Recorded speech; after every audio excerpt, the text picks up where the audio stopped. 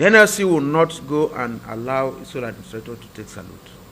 And I will say it anywhere in a democratic dispensation. If we are not in democracy, probably it will be just by the way. That is one. Two, it could even degenerate into other things if the workers come out there with anger. Even since he came into office, he has even stopped the pension gratuity and others of people there. So we want to take control of what is happening in Rivers, outside the frenzy of May Day. In Edo, there are complications. The state governor or state government introduced an imposter who is claiming to be a chairman of NLC there, and another one is claiming to be acting secretary of NLC. And we have our chairman in Edo State, and they said the man was in support of the former governor and that he made political statements that the state will boil and all that under the former governor. Now what you are going to do is you complain to us, and we go through our statute book to see if he's found wanting. If he's found wanting, we discipline him according to our rules. You can ask an auditor. Even if that guy is incapacitated, auditor can't take over. You have our rules, you have our processes. You can't remove any official there without writing us, and we invite you, investigate the people, set up a committee to listen to them on their issues. And for somebody to jump up, and I can tell you that even the person, his union, has suspended him. As we talk today, his union has given directive that this will not happen. But it appears that the governor there is enjoying what is happening. Maybe after May Day, we'll see him, we'll visit him, and do eyeball to eyeball with him. Because that's not how to behave. We set up a committee, the Minister of Labour intervened, a committee, joint committee of Minister of Labour and the NLC visited Edo, and they met with him. He promised that he was going to reach out to me for us to resolve the problem. When I waited for him, I couldn't. I called the line they gave me, it was not picking. They gave me another one that it was his WhatsApp line. I called, he was not picking. I sent messages. Up to now, no response. But he's busy issuing threats, trying to get people who are not workers to come to the stadium tomorrow for him to take salute. If he does that, if he continues that way, we're going to relate with him that day.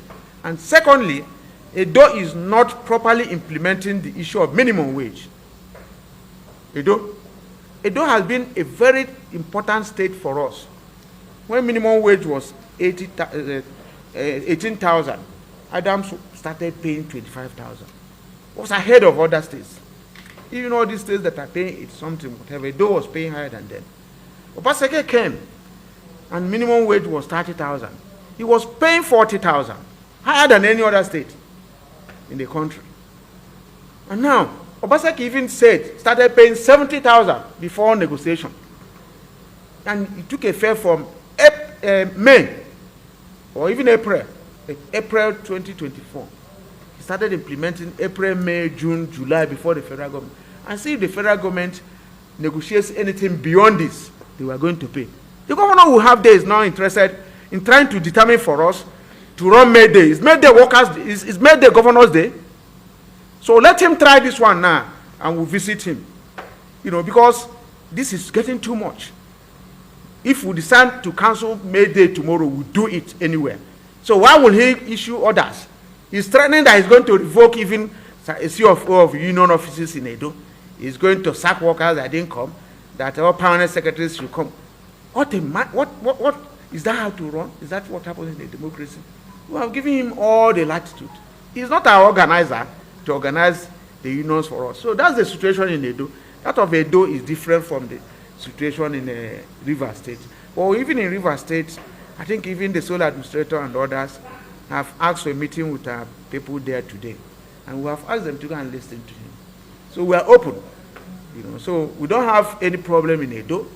We have our chairman. The NLC doesn't have a post called acting secretary.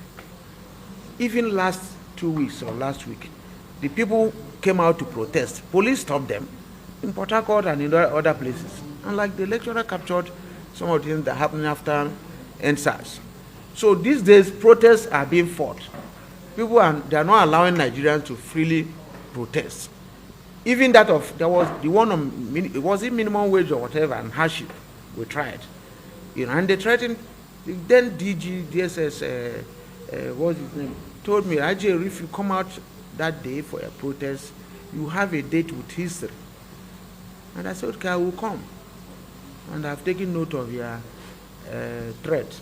So what that means is that forces are being used, to compress the civil space. And if you do that, that's the end to democracy. Even those sponsoring it will be the potential victims of it. And I can tell you, all the people there now are beneficiaries of the suffering of some of us, who protested military stay in office, annulment of June 12 and all that. All of them there now. None of them was known. Their names are not even known in their community. Until we fought, and there's this, if the civil space was closed, none of them would be in National Assembly. None would be a governor today. So for them, they think they are having a momentary relief, but it's not going to last. And it is the duty of the civil society, the labor movement, to make sure that we fight for the civil space to open. If you watch, the level of student protests has been caged. Even in the labor movement now, they are sponsoring all manner of voices. If I finish talking with you now, one person will say, may even call me illiterate. Maybe the person didn't pass primary 6. Those are the people they have sponsored, to work against popular views and the views reflecting the position of the people. What they want now is that this May Day, we go there and clap for those in government. And we are not helping them. If we don't talk, they will not know how we are feeling. And we'll continue. For American veterans of Igbo descent, AVID. Okay, so you have witnessed the first proceeding today. Oh, it was wonderful. Okay, so let's have your reactions to it. And what else would you like to add? I've seen a change in our system. A very dignified, honorable judge conducting every proceeding with respect. Very respectful, honorable man. I was so impressed. I couldn't believe I was in there, listening to how he conducted the hearing. Okay, so without, it's going to be a very fair hearing. Okay, there were some claims by the PW1 about the radio station. You are from the diaspora. How do you react to that? Well, it's quite unfortunate that we have not woken up to understand that you cannot just arrest people because they have equipment on them. When the interview was going on, the leader of IPOB was mentioning in that particular interview that he was just broadcasting, telling the world about what the British government is doing. And there's nothing wrong with him telling the world that we deserve our rights and we deserve what is in London over here, to be treated fairly, to have what they have. Whatever they enjoy, we need to enjoy it in this country. We don't have to be fighting each other. I think that's what he was trying to communicate. All right. Thank you very much. I appreciate it. My name is Dr. Sylvester Onya, President of American Veterans of Igbo Descent. All right. Thank you.